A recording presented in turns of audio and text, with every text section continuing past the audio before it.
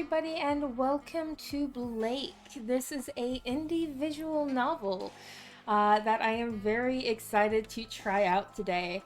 Just so all of you are aware before we begin, Blake does contain themes of mental health, violence, and destructive behavior, so if that is something that you guys do not want to see, do skip this video and check out some of the other indie games that I plan on playing later, but I'm very excited to play this personally. Alrighty, so let's get started here. This is sort of one of those make choices as you go throughout the game. They will impact sort of what you see, what you do, so very excited about that. Blake felt the cold air on his face as he opened his eyes. Oh, a ledge. Lovely. He stepped back from the ledge. Blake woke up. Okay. What a weird dream. It felt so real. I must have slept so heavy I didn't even hear my alarm go off. Blake was seldom tardy for work, or any other occasion for that matter. No time for his morning peanut butter on toast. He couldn't be late. He was still considered new at ICC, only days away from completing probation, and he had to make a good impression. Better get going. Life can often be unpredictable, and this was particularly true for Blake. Random happenstances had a way of following him like a stubborn pebble wedged into the sole of his shoe. No amount of picking would dislodge it, and it was accompanied by a certain amount of discomfort with every step. And he would never admit it, but sometimes he may have even consciously trod on the stones of spontaneity. So yeah, welcome to Blake, everyone. On a daily basis, Blake's colleagues at ICC would bicker over the best immersive gaming experience of the year, brag about their newest techie purchases, and speculate on who would next meet their demise on the popular weekly e-screen installment of Fixing Good. Blake's played it. Max's eyes suddenly popped up from behind the top of the computer screen. Don't you think the offline co-op mode AI in Futures is totally Vin, am I right? I'm right, right? Max leaned towards Blake's direction, with a hand walling her mouth. In a forcible whisper, she exclaimed, "Back me up, Blake." Orlos blurted out an intendedly inelegant laugh, which in turn made Max giggle. Vin, what are you, from another planet? What the fuck does Vin mean? You're just making up words. It means ridiculous, just like your laugh. Anyway, he doesn't give two hoots about Futures, you big nerd. You can talk. You're the only one here who owns a full-on VR room. Last time you get to use it, then. There they go again. Hey, Blake. Oh god, not her. Please not her. He swiveled in his chair. Hey, Hari. Hari was a masterpiece, best admired from afar. She was one of those beautiful paintings that could speak 1,000 words without saying anything. These are some of the most beautiful insults I have ever seen. I already love this game. Seriously though, she could try not saying anything sometimes. Did you have a good weekend? Her fingers spiraled in her hair as she tilted her head in curiosity. Oh, didn't do much. Just the usual. You? Why did he even ask?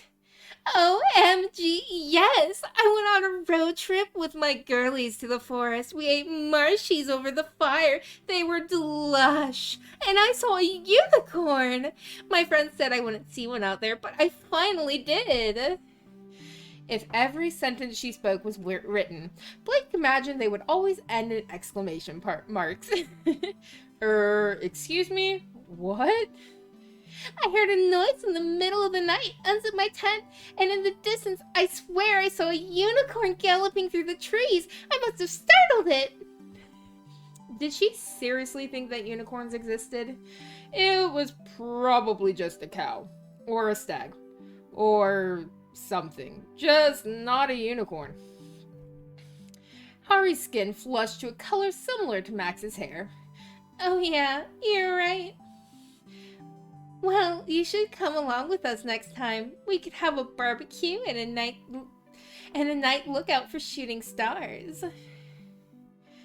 Putting up with her for a whole weekend would be a tough feat, but maybe it wouldn't be that bad. Okay, so this is where we sort of get to make some choices. Would you come camping with me? I mean, I like camping IRL. Why would I'll go camping with her. It's a good bonding experience for coworkers. Sure. Okay, cool. Blake smiled softly and turned back to his work. A giggle sang from Hari as she headed back to her female colleagues, with a small skip in her step, eager to tell them about the conversation. A slender figure hovered beside the desk. It was the junior techspert, Lee. ICC snapped him up before he could throw his graduation hat in the air. No one actually knew what Lee's forename was.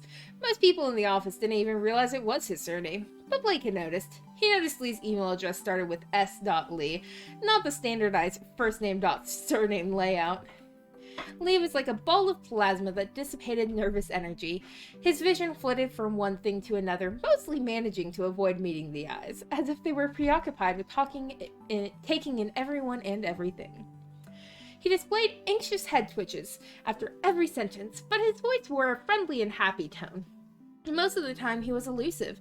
You'd hardly ever see him around the office, or maybe the more apt word was notice. Hey, Blake! Oh god, that voice. Nope, we're not doing that voice. Lee held a smile as his eyes scoured over Blake's desk space. Mr. Gordon wants to see you in his office, if you have a moment. Sure, of course. I mean, why do they always have a mean option in these games? Who would hurt this little tech muffin? He's adorable.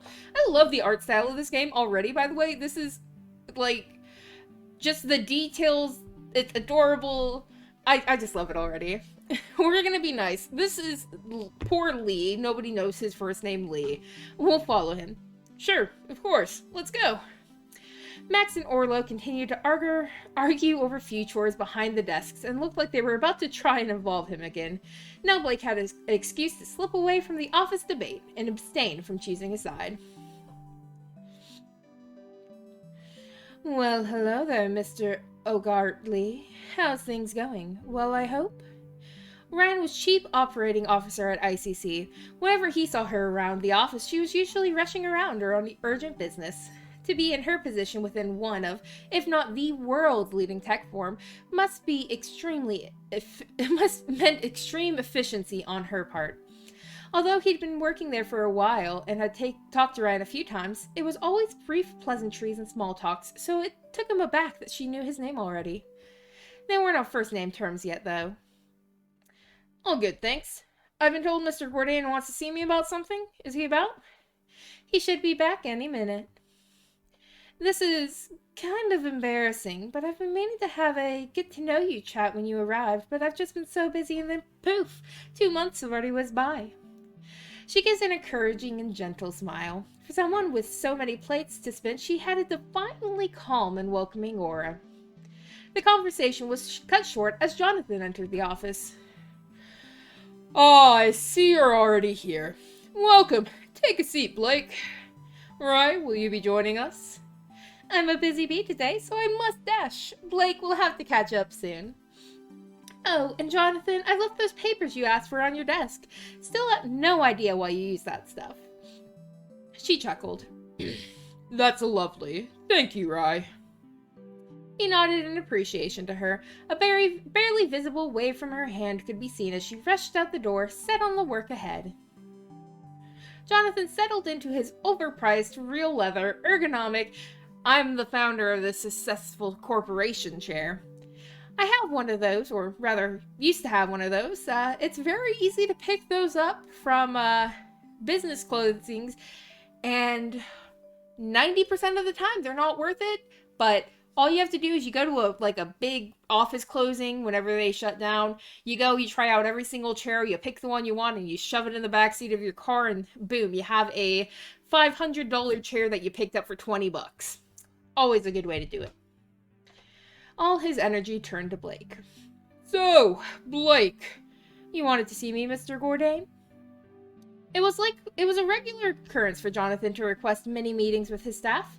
He said he liked to check up on the newest members to see how they were settling in. This is some fine work you've carried out on the promenade case. The only thing I'd point out is that the daily stats on the spreadsheet are not corresponding to the correct dates. Apart from that minor alteration, it's all looking very dandy. Jonathan was holding a copy of the screenshot in his hand, a paper screenshot. It was something Blake had barely ever seen up close before. The paper laid flat against the table, and Jonathan slid it towards him. The material bowed upward from the rush of air in front of him before resting back down. Paper used to be made from trees, a little-known fact for you. Now they only manufacture it by 3D printing a synthetic material, and it feels a lot smoother in comparison to the original. Blake reached over and grasped onto the piece of paper. As it touched his fingerprints, the paper felt drier than he'd anticipated, and it made him notice his palms felt clammy. This paper was made for the odd enthusiasts like myself, and I use odd in both manners of the term. It looks like some of the equations for the table layout have gone out of sync. It'll be a quick fix. My apologies. After analyzing the data, he set the paper down on the table, and to his disdain, his grip had left behind creased remnants. Good. It's no problem. Anywho, that's not the reason I asked you here. I know you haven't been at this company very long, and you have quite the workload. A stress headache started to rear its ugly head, and momentarily double vision distracted Blake. He thought about how no one had come up with a cure for migraines yet. Staring at screens all day couldn't be healthy. Thankfully, it was brief for Blake, but he noticed he's completely missed what Jonathan had said, so he hoped it wasn't anything too important. I'm sorry. If I zone out and miss something, I'm going to ask what I missed. Sorry, what did you say? Jonathan nodded reassuringly and delivered a warm smile. You're doing well, Blake. I hope you realize that. I have an exceedingly crucial project coming up, so I need someone I can count on. I'd like you to be a part of it. This may give you an opportunity to show me what you can manifest. Oh, and the annual well-being test deadline is today, so if you haven't done it yet, make sure to get it sent off. It should be in your inbox. It's only a few questions long, so it shouldn't take much time to do. Max and Orla were still deep in conversation. Did they ever do any work? Do you remember Eric, the guard droid that used to bounce the reception? Yeah, I do actually. What happened to him? I heard they keep him in a big bag in the room behind the front desk. Oh, really? Yeah, he was sacked. Oh man, I fell for that one. I wonder what actually did happen to him though. A new notification popped up on Blake's screen. One new email. I should probably get the well-being test done. Alrighty. So, I like that this is actually something that you can tap. Let's go ahead and just do the well-being test. This form is not anonymous. All information is secured and shared only with ICC's Specialist Department for use of monitoring all ICC staff's well-being. Support may be offered to tailor to your needs at work. How are you feeling today, Blake? I'm feeling great. Out of the following fears, which do you relate to most right now? Probably Blake would be concerned about failure at his job. He did say that he was concerned with making sure he got to work on time. If you could show one scale above people's head that could show you the measurement level for one part of their status, what would you want to see about them? I would honestly want to see someone's honesty. Because you can sort of tell how happy someone is. Even if they're trying to hide it, you can always find out. Their wealth just doesn't really help you to know. Their naivety isn't really good unless you're trying to take advantage of it. But their honesty is always a good thing to know. How often would you say your days in 1 week differentiate enough for you to distinguish? I want to answer this as Blake. And I feel since he's working on spreadsheets, probably not many days are different. He's talked about how he's always looking at screens. He's working on spreadsheets, so probably not many days. Results, you are doing just fine. Keep up the good work. Let's look at our other emails here. Meeting invite. To discuss a new project, he's assigning us both. Don't mention it to anybody else. I don't think we've met Chris yet. Let's go ahead and accept that. And sign Hari's birthday card. Let's go ahead and sign it to Hari. Happy birthday, Blake. Cool. Just a simple message. Nope, you're wrong. Kilviar is a good person. That's why they do what they do. If that's so, why have they accepted all the money they made from publicity instead of giving it to charity? I know Blake agrees with me that they were there as we were talking about it last week. Stop trying to drag people into your losing battles, Orlo. It doesn't work. Oh, so it's only okay if you do it?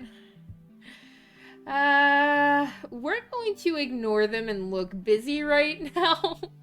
I don't want to take sides here because I sort of like both of them. So we're just gonna look busy. Blake gave a non-committal murmur as he continued to drown out their incessant chatter, not wanting to break his busy workflow.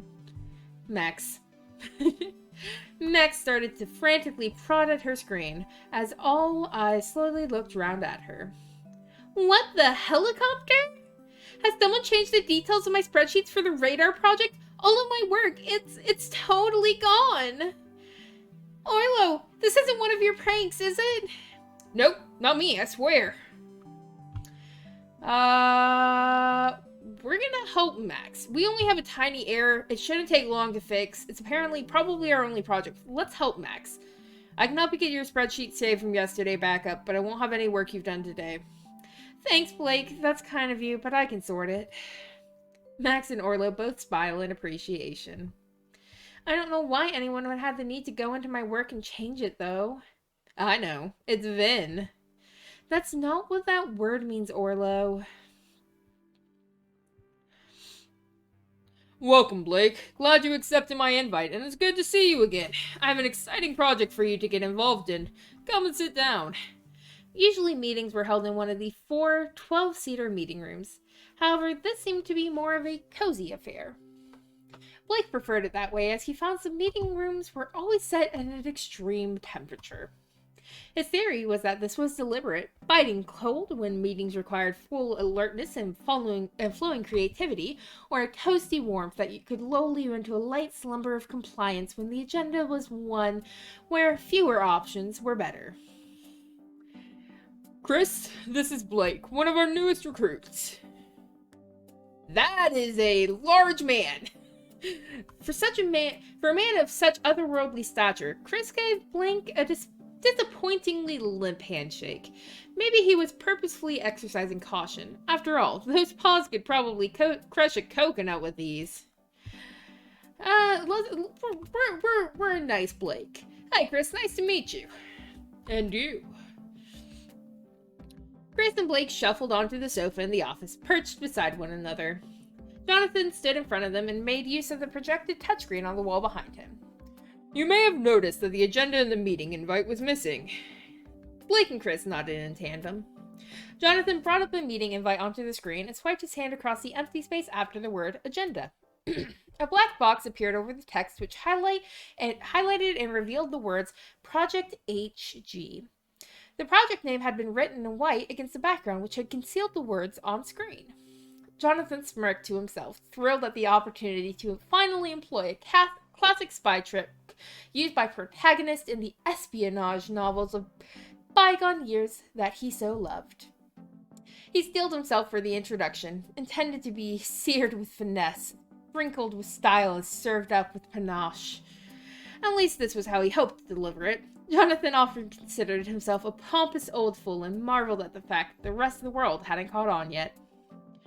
Every instant message you send online, every email, every word you text and say, every update you make on your phone, every movement when your e-screens, consoles, and computers are on, they are all recorded in some way. Blake suppressed a smile, musing that here he was witnessing Jonathan at his finest. The gleam in the CEO's eyes was like that of a religious zealot compelling those around him to follow. Blake wondered if this was a trait Jonathan had always possessed, or if it was a latent ability that manifested later in life. For a select few shadowy clients whose circumstances and contacts decree they shall remain anonymous, we have been working on Project HG. A system that blocks all record of the sender's ID, location, even their existence when used. Imagine text filling your screen as though plucked from from the ether itself, utterly incognito. Just think of the military and security applications. It's as though you've received a message from a ghost. A spy's dream. Heavens! Why do you think they call themselves spooks? Jonathan decided to omit the line about it having nothing to do with their regular haunts comprising of flash car dealerships and boudoirs of high-class call girls. He concluded that an extended metaphor could often provoke irksome, and the mention of fast cars and loose women may distract his listeners' minds from the crucial subject matter. Jonathan took out a flat handheld screen, not any model Blake recognized. The phone in the center of the desk released a disruptive twitter in between Chris and Blake. Who does it say is calling? The display unit lit up and displayed incoming call from blank. The incoming call stopped. Complete anonymity. His voice lowered towards the end of the word anonymity for dramatic effect, and he interlaced his fingers in a satisfied power pose. Blake could only hope that one day he'd be able to captivate an audience with such a passive verb. Although Jonathan's theatrical performance was inspiring to say the least, he found his attention dared to flicker over to Chris. Once Blake had noticed Chris's inelegant idiosyncrasies out of the corner of his eye, he couldn't help but monitoring him periodically throughout the meeting. Chris's left hand was placed on the smooth black meeting room table in a fist, while the right held an obsolete and unusually large e-pen, positioned as if to note something down, but not accompanied by a tablet. The feeling of Chris's gaze twitching over him, accompanied by an uncomfortably blank expression, caused an uneasiness to slither through Blake. Primarily, the HG device is advanced crypto processing software. We collated feedback from our clients, and the results showed that they desired software that solely collects to the HG device, rendering it incompatible with any other hardware. This means the software is highly, if not completely, secure from interception and piracy. There are currently two types of HG, the flat tablet and the touchboard tablet. Jonathan showed them the sleek black tablet. The touchboard slid out from underneath the screen with a satisfyingly smooth click into position. The touchboard was blank. The keys only illuminated once the gadget was activated. So, if I send a message to someone who has the device, how does that work? Good question, Blake. You cannot send a direct message to someone who has an HG device unless they have initiated a conversation, as there is no number to identify the user with. This means you can reply to emails and texts, but cannot initiate a voice or video call. You also cannot see messages sent from an HG device if you log onto the same account with an external device. Exempli gratia, Chris. If I sent you an email from the HG device and you opened the email from your home computer, you would then only be able to access the message on said home computer. You would not be able to view it if you logged onto your email account from another device, such as your phone or work computer. Understand? Blake and Chris bobbed their head in unison again.